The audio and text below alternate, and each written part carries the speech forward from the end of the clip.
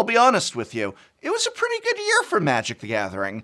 Not one of its best by any means, but it was pretty good, especially when you compare it to the tumultuous 2020 and 2019, which were absolutely engulfed in chaos and controversy. So 2021? Pretty good. Now, that is not to say it is without incident, and certainly even the best of years can still have room for improvement, so presented here are the top 5 worst things to happen in Magic the Gathering this year, but with the provision that I do think it was a better year than a worse year, so maybe watch my best things to happen in Magic the Gathering video if you have not already. To emphasize that this was a better year than a worse year, I will not start with an honorable mention. That's right, it was such a good year, I want to signify that by hitting the list running. But don't worry, number 5 is still pretty bad by itself, and it's the treatment of local game stores by Wizards of the Coast. Now, last year, I actually applauded Wizards of the Coast for sending out $10 million in free mystery booster product to game stores across the board, big and small, an injection of goodwill and support during a critical global pandemic. Bravo. Unfortunately, this year, Wizards of the Coast deemed that not all local game stores matter, as largely evidenced by the epic event, Love Your Local Game Store Day, a day organized by Wizards of the Coast to get people back to supporting their local game store with special Adventures in the Forgotten Realms promos that featured a holofoil ampersand. These special Love Your Local Game Store promos were sent only to premium WPN stores, the rarest and most exclusive of high-end large local game stores. Everyone else? Nope. Now, this is not just about those promos, but the fact that you would hold an event called Love Your Local Game Store Day and not send the same incentives and promos to every store, especially as they are trying to recover from this ongoing pandemic, well, that's just tone deaf at best. But when we look a little further into this, something disturbing happens. Do you notice how these promos are going for hundreds, or in the case of Tiamat, edging up towards even $1,000? Yeah, that hollow ampersand is cool, but how could these promos be commanding this high of a price? Well, when you discover just how rare premium WPN stores are, you start to realize why. Let's look at an example. Out of the total 18 stores within a 25-mile radius of the San Francisco Bay Area, how many would you guess are premium? The answer is 2. Now, I've been to most of these stores on that list, and this is in no way a knock against the 2 that are premium. I actually used to love popping into Black Diamond Games when I was in the area. If you live near Concord, go check them out. They're really cool, and the owner actually maintains this incredibly useful blog about his journey opening and building a successful game store. I'll link it in the video description. And while I haven't had a chance to check out the game parlor on one of my return visits, several friends were actually talking about it just a few weeks ago, praising it, so that's awesome. But as much as I love Black Diamond Games and the game parlor, I also recommend the other 16 stores on this list. Of course, Anime Imports in Pacifica, my old alma mater, where if it wasn't for the owner Mike and his positive, awesome Magic the Gathering atmosphere and community, there probably wouldn't even be a Tolarian Community College. I was literally with the owner D when he opened up Versus Games. Got to go to some of the very first events that he held there, and if you're in San Francisco proper, you should absolutely be swinging on down and saying hi for me. Across the bay, I remember when D20 Games opened. It was a smaller store, but the owner was so passionate as he chatted with my wife and I about Magic the Gathering and gaming and the role and importance it had on the community. Games of Berkeley has been a staple of its community for longer than I've been back in Magic. And I remember before I returned to Magic, I would go into that store and they would try and get me back into Magic every time, bringing out cards that I might have remembered from when I played and then saying, hey, do you want to see what new Magic cards look like? And talking with me and trying to get me back into the game. Just because these stores don't have premium status, a very difficult status to achieve, one that might actually be impossible based on the criteria for a lot of the smaller shops, doesn't mean that they do not have value, doesn't mean that they should not be loved, and doesn't mean that the people who frequent them shouldn't be getting the options to win the same cool promos or participate in the same events as those at the other stores. Also, what do you think it says of the premium WPN program when only 2 stores in such a dense area as the San Francisco Bay Area can achieve it in the entire Los Angeles area? Out of 25 game stores, only 3 have been able to achieve premium status. What about the other 22 plus? And if that's how difficult it is to get premium in areas like Los Angeles and San Francisco Bay, then what do you expect to find in the average towns and communities throughout the rest of the world? Sure, in San Francisco or Los Angeles, if you wanted to get the special promos or a foil commander collection, you could maybe drive past the other 18 game stores to the only 1 or 2 that Wizards of the Coast has sent that stuff to. But what if you live in an average town that has 1 or maybe only 2 game stores and neither are premium? All of this makes me think about 2 other game stores from my old area that I'd love to recommend to you. Eudaimonia in Berkeley and Endgame in Oakland, but I can't recommend them because they're gone. If you ever attended GP Oakland, Endgame was that awesome 2-level game store, literally outside the convention hall doors. I remember one of my first Friday Night Magics when I returned to the game was there, and the kid I was getting a casual game with between matches said to me, "Is there anything better than this about just being there in the store playing Magic?" And I looked around at everyone else doing that, and I smiled. I remember that. That was 10 years ago, and it's still fresh in my mind. But they weren't premium. Eudaimonia had great support for Legacy and Modern in addition to other formats, and I loved what they were doing so much I even name-dropped them in an old video I did with Josh Lee Kwai where we did our Seinfeld parody Magic skit. Well, I can't draft at Eudaimonia anymore. What? Why not? I'm sitting down to round 1, and Joey Kozlowski straight up does the flicker to me. He shuffled through his cards really quickly while you were playing? The flicker!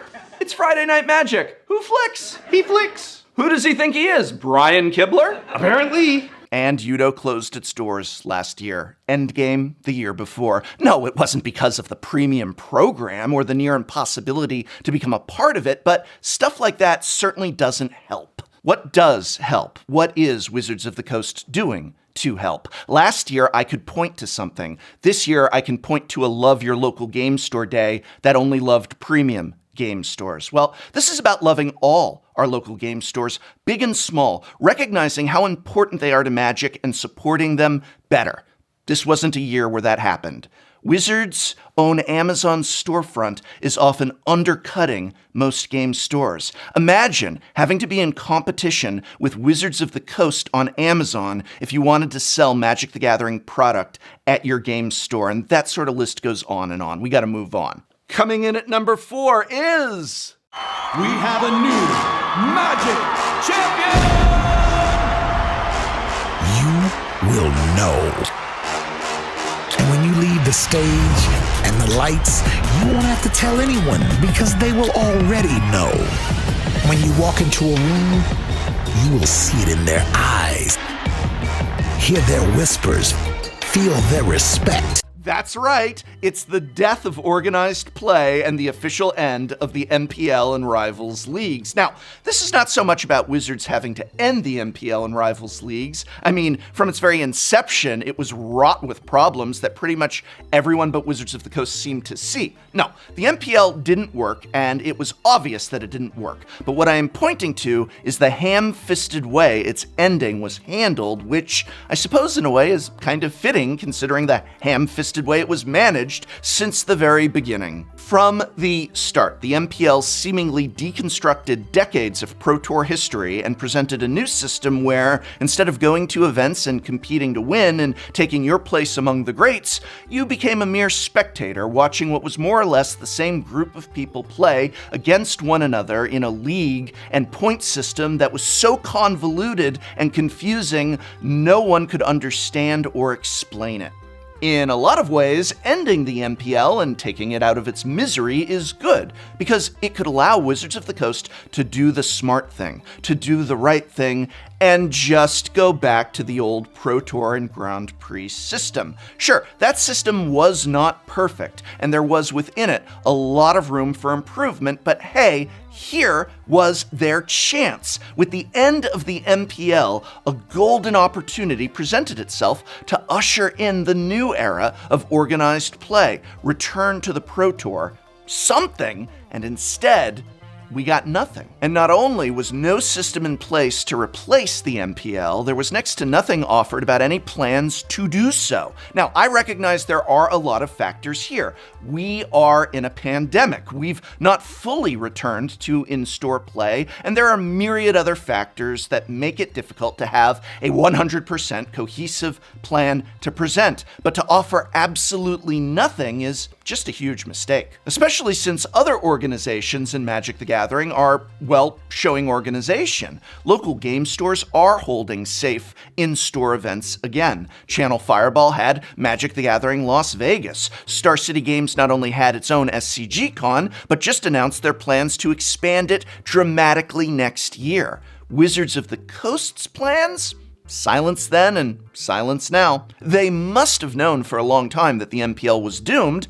What were they doing in terms of planning its replacement? They should have been working on and figuring out what they are going to replace it with. As it stands, no one knows what is going to happen to organized play because it has been so poorly communicated to us, and player confidence and trust suffers as a result. So yes, the handling of organized play and the end of the MPL was one of the worst things we saw this year, and I'm not gonna even get into all the petty little numerous times that Wizards of the Coast confused pro players for one another, got their pro player names wrong, repeatedly dismissed the people who they had brought in to headline their bold new esports push unceremoniously, all of which is an ironic error to keep making for a system whose motto literally was, "The world will know your name." Well, Wizards of the Coast didn't even seem to know their own names. Thank you. Next. Coming in at number 3 is the same number 3 that made my list of best things to happen this year. That's right, it's Time Spiral Remastered. Perhaps the best specialty set of the year, in my not so humble opinion, possibly one of the best new product lines ever conceived, and Wizards of the Coast had so little faith in it that it was cartoonishly underprinted to the point that no one could get it. No one could enjoy it. What's more, demonstrating once again a weird relationship with their customer base,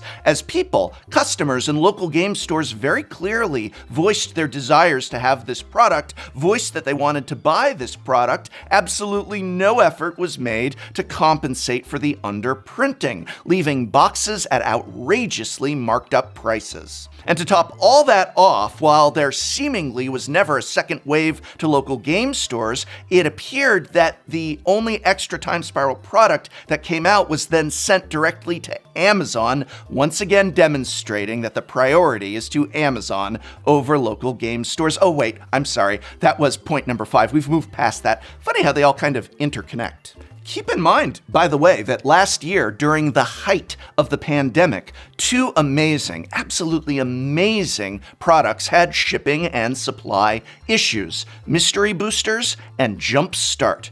With these, Wizards of the Coast printed more so that supply could meet demand, and what happened as a result? Though it took some time, local game stores got product in, and since they got enough of it, they could sell said product to customers at fair prices. So even during the height of a pandemic with shipping and supply issues, Jumpstart is today able to sell just like sets like Battle Bond and Conspiracy 2 were able to sell in stores. Those were like $4 a pack. Jumpstart's $100 a box. They worked to correct the problem with Jumpstart, and they fixed the problem with Jumpstart.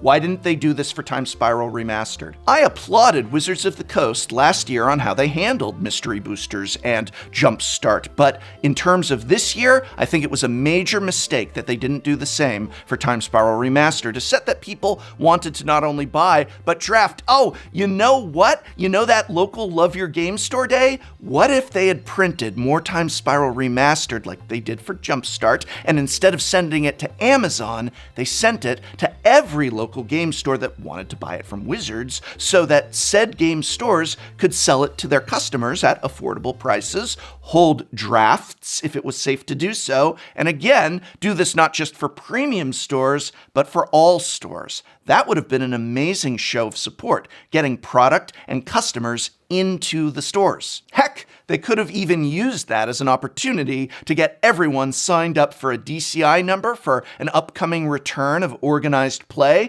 if they had a plan for organized play, if they supported local game stores, if they prioritized getting product to customers instead of easy Amazon sales, if they'd not botched the Time Spiral Remastered allocations. It's all connected. So what were the top 2 mistakes of 2022? Coming in at number 2, it's a subject I talked extensively about this year and maintain that nothing much has been done as of yet to rectify, and that is the absolute overload of Magic the Gathering products and news. Now, I already did a really in-depth video on this. I don't want to just repeat myself here, but to be blunt, so many products are so constantly being offered with so many changes and so many previews that players, while still wanting to be a part of Magic the Gathering, are finding themselves more and more confused and, as a result, potentially apathetic and disinterested. Specifically, what's in a set booster versus a collector booster? Why was Chandra at the Vampire Wedding? What cards are in the next Commander collection? How many special art treatments are in the new set, and where can you get them, and to what degree? What's in a promo pack versus a premium promo pack versus the other type of promo pack whose name I forget? What was in the last 2 secret layers? Which set had the chance at an extra legendary, or was it an extra something else type of card? And how many realms were there in Kaldheim, and what were their names? And did Unfinity previews finish, or are they coming later? And are we previewing Kamigawa first, or next, or after that? Did they bring back Game Day? I thought I heard they brought back Game Day. What determines if a card is legal in a format? Is it the sticker or the set symbol? And how do you even know if a card has had errata to it? Which cards were errata? Which ones do I have to look up to see what they do? And on and on and on. It feels like spoiler season never ends, doesn't it? To the point that many can't tell if one set is over or not. I even demonstrated this in my video on the subject by looking at product output, and several others examined factors like simply the number of new cards designed per year versus the past, and overall, yeah, Magic the Gathering is putting out way more product than ever before. Now, when I say overload is a problem, I am not saying that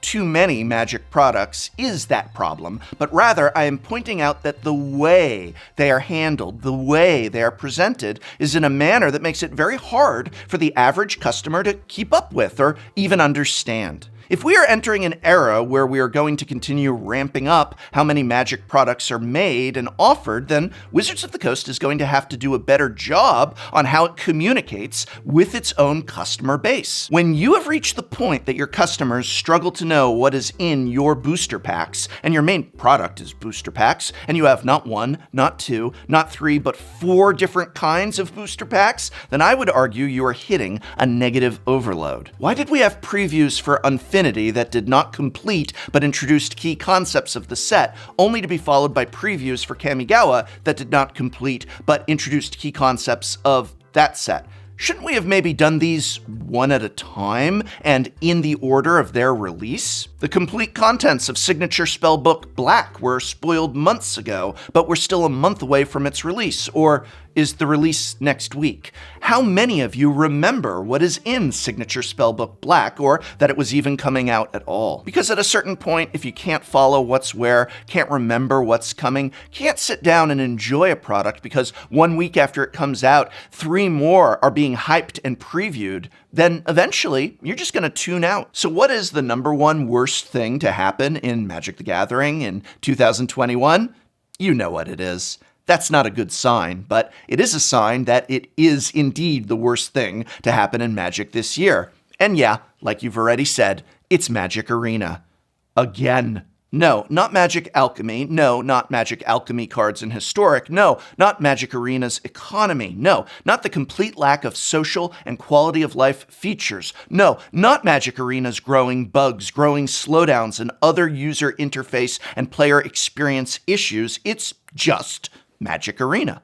All of that and more, a program that had the potential to revolutionize the Magic the Gathering digital experience and instead was squandered, exploited, and abandoned. And again, I already talked at length about how Alchemy isn't the problem so much as Alchemy in Historic is the issue, and I think Pioneer on Arena could work a long way to solving much of that problem, so I'm not going to repeat those points here. And that's been completely dominating the conversation for the last several weeks, pretty much from everyone. But I will point out that there's a lot more wrong with Magic Arena than what Alchemy did to Historic. This just happens to be one of the last straws on an already overburdened back. It's interesting the way Alchemy seems to have highlighted a lot of those other straws, from bugs and slowdowns to frequent wait times and disconnects to the dreadful economy.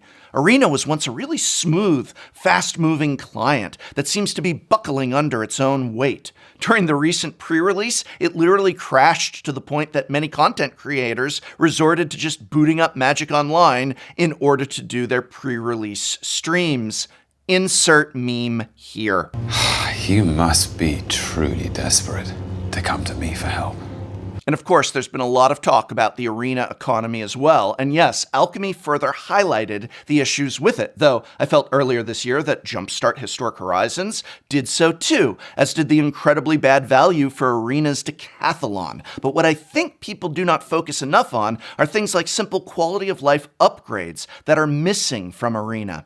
And we're going so long already, there's too many to even list. Hey, Arena players, list in the comments what fixes you'd like to see, what quality of life improvements are still missing from Arena. But at a certain point, when the client is making as much money as Arena purportedly makes, and Wizards of the Coast has chosen the, shall we say, intense economy that Arena has, well, don't you think they need to put some of that money back into the client to make it a better client? And I do believe this ties into many, if not all, of the other points I have made in this video. The move to Amazon and away from the local game store can be attributed in no small part to Arena's success. Obviously, the dismantling of the Pro Tour and creation of the MPL was to go full hog in the esports world, and again, that was because of Arena. Even the overloaded presentation of everything from previews to product information is connected to WotC's very mishandled system of communication with its player base. I mean, it's been weeks since very fair and reasonable concerns with Arena's economy and the effect of Alchemy on Historic and Historic Brawl have been raised, issues brought forward, and there seems to be nothing but a resounding silence from Wizards of the Coast about this. Where's a frank discussion of the Arena economy with a fair dialogue about ways, specific ways, that they can work to improve it? Someone listening to the growing list of problems, the lack of investment in the client, and actually communicating with the player base that they're being heard and their concerns will be addressed. Like with organized play, silence. Believe it or not, I often feel Wizards of the Coast doesn't do as bad a job as people seem to think they do. And I certainly feel Magic is still the best game there is, and I love it to bits. So I'm left wondering if maybe just a slightly better relationship with and a better system of communication with your customer base could go a long way. Or, you know, just invest in your client, invest in local game stores, print more of underprinted product, and bring back the Pro Tour. And remember, I thought this year was better than it was bad. So if you have not done so already, why don't you check out all the great things, the best things that happened in Magic the Gathering this year, and maybe let me know what you think the best and the worst of the year was and why in the comments below. And if you liked this video, if you enjoyed it, if you see value in it and this channel, you could do me a huge favor by hitting that subscribe button, clicking that bell, leaving that comment, hitting like, sharing with a friend, and if nothing else, else, when you do buy Magic the Gathering or Magic the Gathering accessories, whether they are booster packs or card sleeves, when it is possible, when it is reasonable to do so, spend that money where you spend time playing this great game. And that's at your local game store. You're supporting your Magic the Gathering community when you do.